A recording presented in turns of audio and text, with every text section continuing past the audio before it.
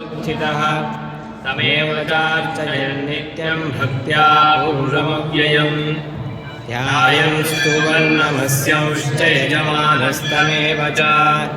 अनादिनिधनं विष्णुं सर्वलोकमहेश्वरं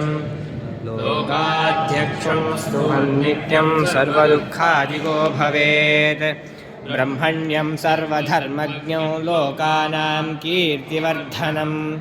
लोकनाथं महद्भूतं सर्वभूतभवोद्भवम् एष मे सर्वधर्माणां धर्मोऽधिकतमो मतः यद्भक्त्या पुण्डरीकाक्षं स्तवेर्चेन्नरः सदा परमं यो महद्ब्रह्म परमं यो महत्तपः परमं यो महद्ब्रह्म परमं यः परायणम् पवित्राणां पवित्रं यो मङ्गलानां च मङ्गलम्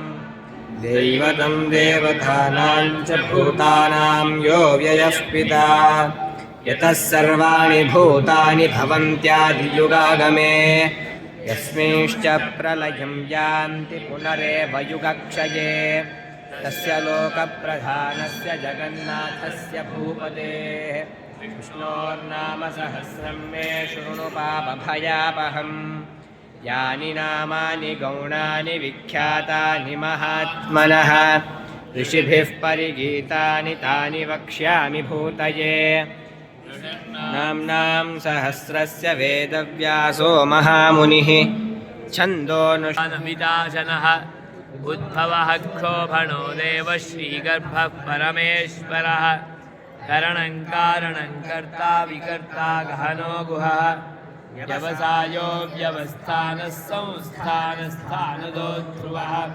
परर्थिः परमस्पष्टस्तुष्टः पुष्टः शुभे क्षणः रामो विरामो विरजो मार्गो नेयो नयोनयः वीरशक्तिमतां श्रेष्ठो धर्मो धर्मविरुद्धमः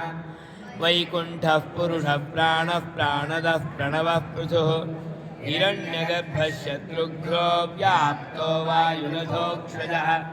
मृदुसुदर्शनकालः परमेष्ठी परिग्रहः उग्रः संवत्सरो दक्षो विश्रामो विश्वदक्षिणः विस्तारस्थावरस्थाणुः प्रमाणं बीजमव्ययम् अर्थोऽनर्थो महाकोशो महाभोगो महाधनः अनिर्विण्णस्तविष्टो भूर्धर्मयूपो नमामकः नक्षत्रनेमिर्नक्षत्री क्षमः क्षामः समीहनः यज्ञयुज्यो महेज्यश्च क्रतुस्तत्र